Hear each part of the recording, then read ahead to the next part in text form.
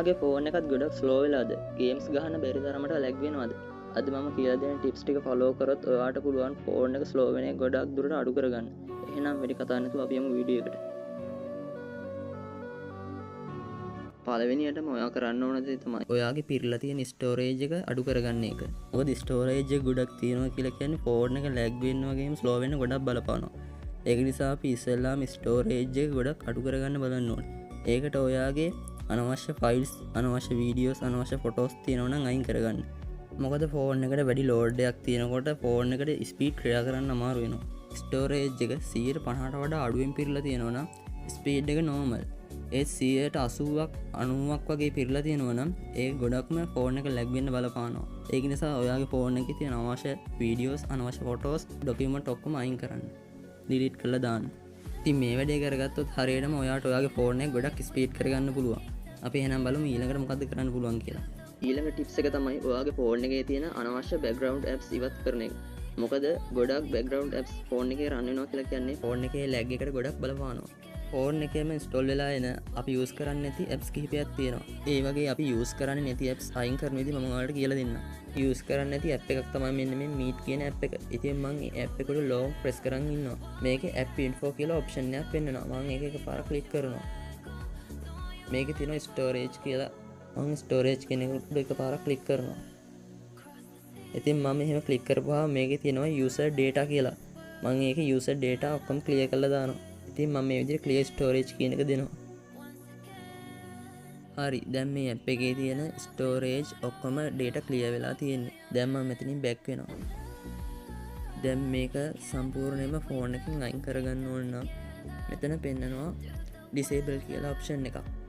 මේ disable කියන option එක දුන්නාම මේ application එක background එකේ run වෙන්නේ නැහැ. ඉතින් මම මෙන්න මේ විදිහට මේ disable කියන option එක දෙනවා. මම මේ විදිහට මේ disable app කියන එක දෙනවා. හරි, ඔයාලට පේනවා ඇති දැන් මගේ මෙතන meet කියන application එක නැහැ. ඒ කියන්නේ මේක දැන් disable වෙලා තියෙන්නේ. තව කරන්න පුළුවන් දෙයක් තමයි app freeze කරන එක. සමහර phone brand වල නම් freezer කියලා option එකක් තියෙනවා. මගේ phone එකේ තියෙනවා freezer කියන option එක. ඉතින් මම මේ විදිහට freezer කියන option එක ඇතුළට යනවා. උදාහරණයක් විදිහට ඔයාලා TikTok, WhatsApp, Facebook වගේ apps නිතර use කරනවා. ඒත් සමහර apps තියෙනවා ඔයාලා නිතර use කරන්නේ නැති. ඉතින් එහෙම apps ඔයාලට පුළුවන් freezer කරලා තියන්න. එතකොට ඒ apps background එකේ run වෙන්නේ නැහැ. එතකොට ඔයාලට පුළුවන් WhatsApp, Facebook, YouTube පාවිච්චි කරන වෙලාවට ගොඩක් ස්පීඩ් එකෙන් පාවිච්චි කරන්න. ඉතින් මේ විදිහට මම නිතර use කරන්නේ නැති app එකක් තමයි මේ YouCut Video Editor කියන්නේ. ඉතින් මම මේ විදිහට ඒ application එක freeze කරලා තියෙනවා. ඉතින් මේ විදිහට මම ඒක ටික් එක on කරලා මේ විදිහට okay දෙනවා. හරි, දැන් මගේ ඒ application එක මෙතන freeze වෙලා තියෙන්නේ. දැන් මේක background එකේ run වෙන්නේ නැහැ.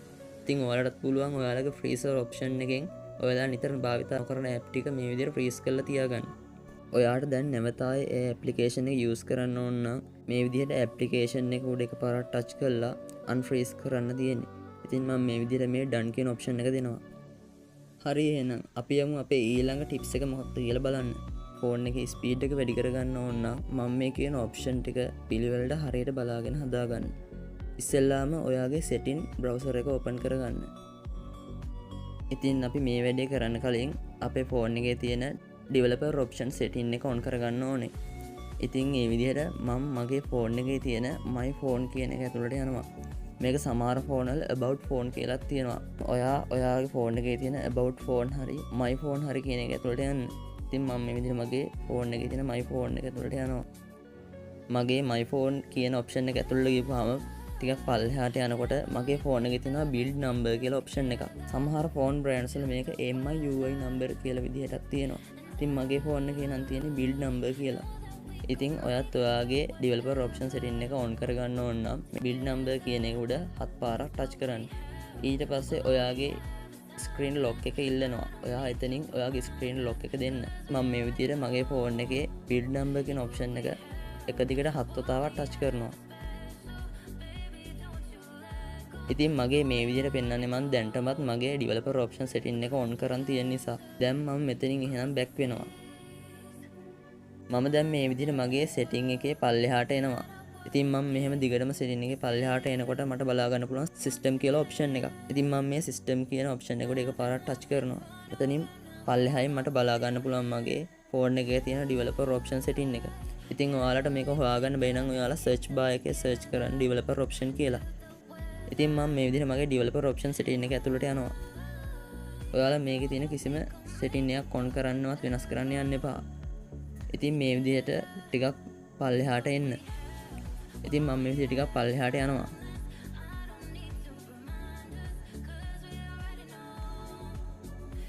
ඉතින් ඔයාලා ටිකක් මේ විදිහට පල්ලෙහාට ආපුවාම ඔයාලට පෙන්නනවා මෙතන window animation skill කියලා.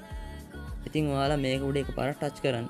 ඔයාලට පෙන්නනවා මෙතන animation scale 5x කියලා. දෙවෙනියට තියෙන එකට ටික් එක දාගන්න. ඉතින් මම මේ විදිහට මේ දෙවෙනියට තියෙන එක තැන ටික් එක දාගන්නවා. පල්ලෙහාත් සෙටින් එකක් තියෙනවා transition animation scale කියලා. ඉතින් මම මේක ටච් කරනවා. මම මේකේ දෙවෙනි කරම ටික් එක දාගන්නවා. ඉතින් මේකේ තුන්වෙනි ඔප්ෂන් එකකුත් තියෙනවා. මම ඒකත් ටච් කරනවා.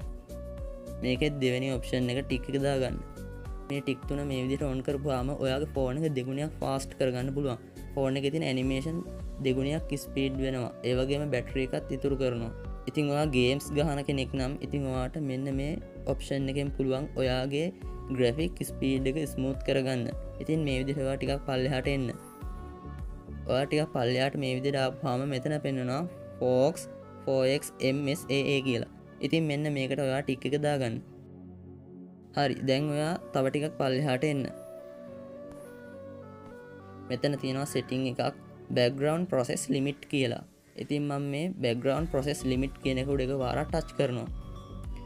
ඉතින් මගේ මේ වෙනකොට දාලා තියෙන්නේ standard limit කියන එකට. ඉතින් මම මේක no background process කියන එක උඩ එකපාරක් ටච් කරනවා.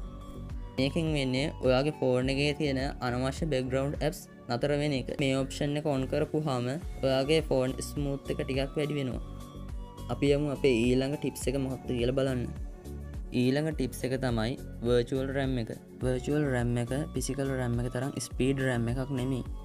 මේක ඔයාගේ ෆෝන් එකේ ස්ටෝරේජ් එකෙන් කොටසක් අරගෙන ඔයා apps කිහිපයක් වැඩිපුර පාවිච්චි කරනකොට ඒ apps අතර මාරු වෙනකොට මේකෙන් පොඩි තල්ලුවක් දෙනවා. virtual RAM එක වුණත් ඕනට වඩා වැඩි කරන්නත් හොඳ නැහැ.